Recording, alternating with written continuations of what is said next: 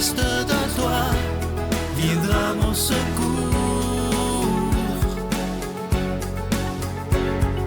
Viens semer dans mon âme le grain de l'amour. Je traverse un désert et je meurs de soif. Montre-moi le mystère qui garde la foi. Bon lundi, bienvenue à votre émission La Victoire de l'amour. J'espère que vous allez bien ce matin. Aujourd'hui, c'est une chronique un peu difficile pour moi à faire, c'est que je vous raconte. J'ai reçu un message privé. Ça m'a, je vous le dis, je vous le raconte, ça m'a complètement déboussolé, tellement que c'est épouvantable. C'est une maman, je nommerai pas son nom évidemment, qui habite avec sa fille habite plutôt avec elle. Et à un moment donné, c'est arrivé souvent, j'ai su ça après parce qu'elle m'a écrit, elle m'a raconté sa vie. Et là, ça a été l'ultime. Imaginez-vous que sa fille, à ce moment-là, la maman est battue par sa fille. Et pas un peu, là. Débouler les escaliers, tout ce que vous pouvez vous imaginer, c'est l'horreur. Et cette dame-là m'a même envoyé, c'est pour ça que je nomme pas son nom, elle m'a même envoyé des photos. Quand j'ai vu ça, j'avais le goût de pleurer. Et là, j'ai dit, et là, la dame dit, mais je peux pas mettre ma fille dehors, c'est ma fille. Puis le Seigneur veut que je l'aime. Là, j'ai dit, madame, un instant. Là, je lui ai répondu et j'ai même demandé de lui parler par téléphone. Et j'ai parlé avec cette dame-là et je lui ai dit, là, Dieu vous demande d'être une femme debout et quand il y a de la violence, il ne faut jamais, jamais accepter ça, que ce soit de la part de ses enfants ou de la part de son conjoint ou de n'importe qui. Il faut toujours dire non à la violence. Et la suggestion que j'ai dit à cette dame-là, j'ai dit, j'espère que vous allez porter plainte, même si c'est votre fille. Parce que si vous laissez ça aller avec le temps, jusqu'où elle va aller? Même avec d'autres personnes. Il faut, à un moment donné, prendre des décisions et de dire « je n'accepte plus la violence ». Et imaginez quand c'est ta propre fille qui te bat. Attends une minute, là. Ça peut pas être la volonté de Dieu, ça. Alors, j'ai dit à la dame « porte plainte ». Parce que un jour, ça pourrait être pire. Surtout quand j'ai vu les photos, j'étais complètement abasourdi.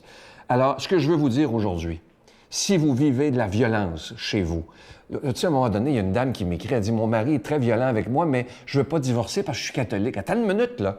Wow! Quand il y a de la violence comme ça, il faut, premièrement, dénoncer et se faire aider.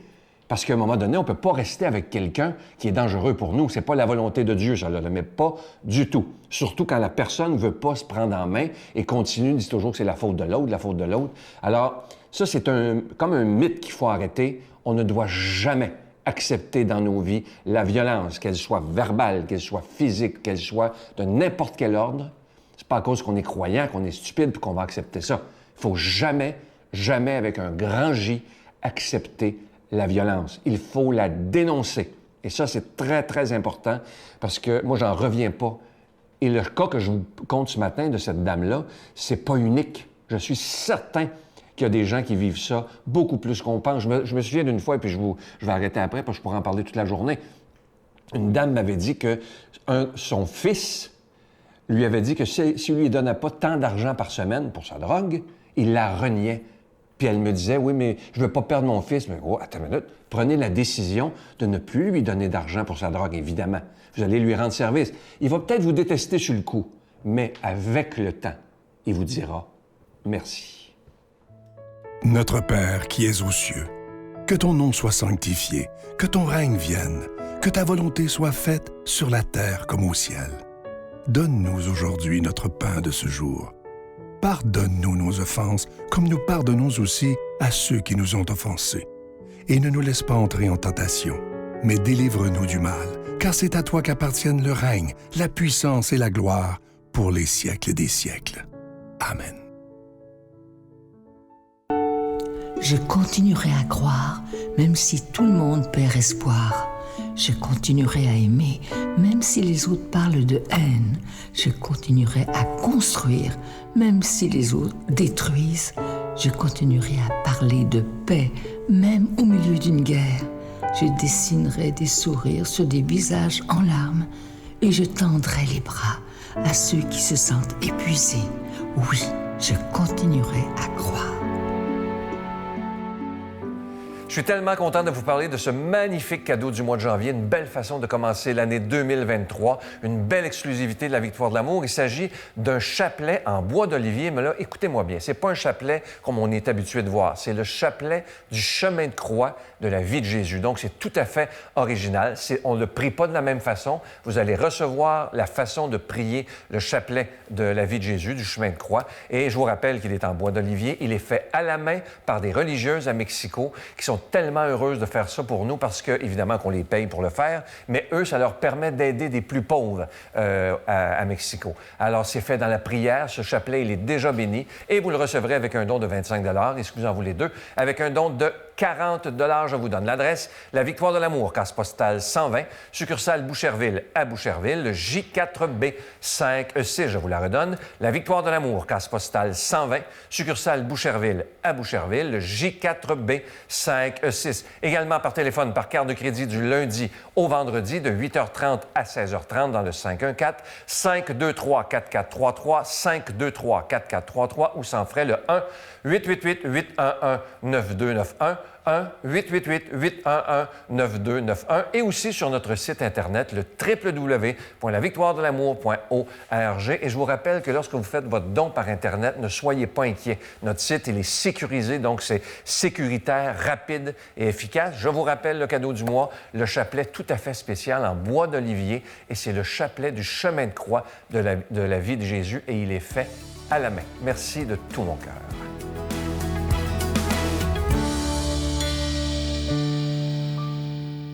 Mon Dieu, donnez-moi la sérénité d'accepter les choses que je ne peux changer, le courage de changer les choses que je peux et la sagesse d'en connaître la différence. Amen. Aujourd'hui, la parole de Dieu est proclamée par notre ami, l'abbé Éloi Giard.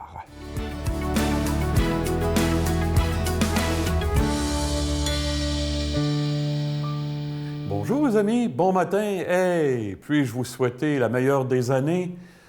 C'est encore le temps, on est le 9 janvier. Hey, je vais me servir d'une parole de Saint Paul, je pense que c'est dans l'Épître aux Romains. Je vous la cite de mémoire, là, c'est à peu près ça. Que Dieu, le Père de tout amour, vous remplisse de toute joie et paix en son Fils, pour que vous puissiez déborder d'espérance par la puissance du Saint-Esprit. Hey, c'est assez beau. Que Dieu vous remplisse de toute paix et joie en son Fils, pour que vous débordiez d'espérance par la puissance du Saint-Esprit. Bien sûr que la santé, c'est important, la santé du corps, mais on va viser aussi celle du cœur. Ça, c'est stimulant, hein? Dans un monde qui a perdu souvent le chemin vers son cœur. Eh bien, justement, c'est le baptême de Jésus aujourd'hui. Il se passe des choses interpellantes là-dedans. On y va, on est dans Matthieu. Jésus, arrivant de Galilée, paraît sur les bords du Jourdain et il vient à Jean pour se faire baptiser par lui. Jean voulait l'en empêcher et disait, « C'est moi qui ai besoin de me faire baptiser par toi, et c'est toi qui viens à moi. » Mais Jésus lui répondit, « Pour le moment, laisse faire. C'est de cette façon que nous devons accomplir parfaitement ce qui est juste. » Alors Jean le laisse faire. Dès que Jésus fut baptisé, il sortit de l'eau. Voici que les cieux s'ouvrirent, et il vit l'Esprit de Dieu descendre comme une colombe et venir sur lui. Et des cieux, une voix disait, « Celui-ci est mon Fils bien-aimé. En lui j'ai mis tout mon amour. » Quand je fais des réunions de préparation au baptême, là, je leur explique à un moment donné aux jeunes parents comment se faisaient les baptêmes au début de l'Église. Vous savez, on baptisait par immersion. Hein? Baptiser, vous savez ce que ça veut dire, l'origine du mot baptiser? Ça veut dire plonger. Alors, il y avait une longue préparation. Pour ceux et celles qui désiraient devenir chrétiennes, on baptisait des adultes au début de l'Église. Puis c'était une décision grave parce que tu t'exposais au martyr. Quand les Romains, ça se mettait à aller mal dans l'Empire romain, on disait que ça dépend de ceux qui n'adorent pas nos dieux. Et les premiers qu'on visait, c'était les chrétiens, hein, vous savez. Alors, vouloir être baptisé, c'était une décision très sérieuse et grave. Alors là, après une longue préparation, quand venait le moment du baptême comme tel, on était dans un bassin ou une rivière, puis mettons que je baptisais Sylvain. Bon. Sylvain, t'es sûr que tu vas être baptisé? Oui. OK. Crois-tu en l'amour de Dieu le Père qui a tout fait pour toi en pensant à toi? Tu es son enfant bien-aimé. Il n'y a rien qui ne veut pas il n'y a aucun amour qu'il ne veut pas te donner. Il brûle du désir de se donner à toi jusqu'au bout. Crois-tu ça? Je crois. Meurs à toi-même, ressuscite dans cette vie-là. Et on faisait la même chose. Crois-tu en Jésus? Je crois. Meurs à toi-même, ressuscite à cette vie-là. Crois-tu en l'Esprit Saint, le lien d'amour si fort que Dieu est un et qui existe au fond de toi? Je crois. Meurs à toi-même, ressuscite à cette vie-là. Entre nous, là, ça, c'était des vrais baptêmes. Hein? Parce que quand tu es en dessous de l'eau, c'est quoi que tu as hâte de sortir? Hein? Alors, les gens, là, ça fracassait leur conscience. Je meurs à mon petit moi, à mon ego, comme on dit aujourd'hui, pour que cet amour-là, plus fort que tout, prenne toute la place au-dedans de moi. Hey, les parents me regardent et ils réfléchissent quand je dis ça. Hein? Je dis, c'est ça qu'il faut que vous appreniez à vos enfants, que l'amour de Dieu prenne toute la place, la première place. Eh bien, aujourd'hui, justement, les cieux s'ouvrent. Hey, ça fait longtemps qu'on n'avait pas entendu la voix de Dieu. Isaïe se lamente dans l'Ancien Testament. « Ah, si tu déchirais les cieux, si tu descendais, on espérait tellement que Dieu puisse revenir. » Eh bien, c'est fait aujourd'hui. Les cieux s'ouvrent, ils ne se refermeront plus. En Jésus, et en son esprit, il sera là pour toujours. Et Jésus vient, comme si Dieu le Père vient inaugurer à travers Jésus les temps nouveaux. Hein? Jésus descend dans le Jourdain. Moi, j'aime ça imaginer qu'il est au cœur de la création quand il est dans le Jourdain. Et on a la voix de Dieu le Père. Vous savez, dans l'Évangile, on a souvent des paroles de Jésus qui s'adressent à son Père. Mais rarement, on a des paroles du Père qui s'adresse à Jésus. Alors, celles-là, elles sont très précieuses. « Hey, voici mon Fils, tu es mon Fils bien-aimé, en qui j'ai mis tout mon amour. » Tous les gens qui se faisaient baptiser à l'époque s'en retournaient chez eux. Jésus s'enfonce dans le désert après ça. Il s'en va s'imprégner, ça va digérer intérieurement cette parole-là. Il n'y aura plus rien de pareil dans le monde à cause de ça. Il va revenir et là, il va commencer à révéler l'amour capable de tout, qui porte en lui, plus profond que tout. Hey, le Père parle à Jésus. Pendant des générations, hein, le Père a été le grand absent de la vie des familles. Et j'accuse rien, là. C'était la culture de l'époque. J'aurais été pareil, probablement, là. Mais il y a une voix plus profonde que tout ça au fond de nous. Tu es mon Fils, tu es ma fille bien-aimée en Jésus. En toi, je mets tout mon amour. On essaie-tu, aujourd'hui, d'entendre cette voix-là à une profondeur qu'on n'a jamais entendue? Oh, que ça pourrait changer des choses. Et Dieu nous bénit, lui qui est Père, Fils et Esprit Saint. Amen. Bonne vie, bonne révolution tout le monde. Je vous salue Marie, pleine de grâce. Le Seigneur est avec vous. Vous êtes bénie entre toutes les femmes, et Jésus, le fruit de vos entrailles, est béni. Sainte Marie, Mère de Dieu, priez pour nous pécheurs, maintenant et à l'heure de notre mort. Amen.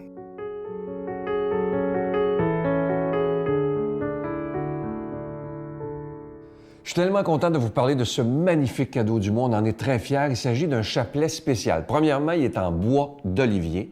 Il est fait à la main par des religieuses à Mexico.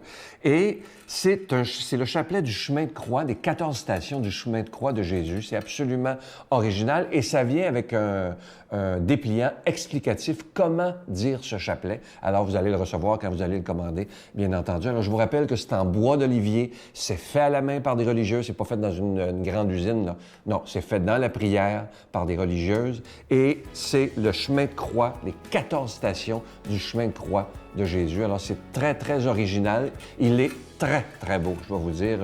Vous le voyez à l'écran, là. Il est en bois d'olivier. Merci de tout cœur et je vous souhaite la plus belle des journées. À bientôt. Bye. Tout le volet spirituel, puis de me rapprocher de lui depuis son départ. Je veux dire, à chaque fois que c'est son anniversaire ou c'est la fête des pères, je prends la peine de faire une publication sur mes réseaux sociaux pour lui rendre hommage. Je pense que je le regardais beaucoup plus avec ses ondes d'ombrage plutôt que ses qualités lumineuses. S'il suffisait qu'on s'aime, s'il suffisait d'aimer, si l'on changeait les choses un peu.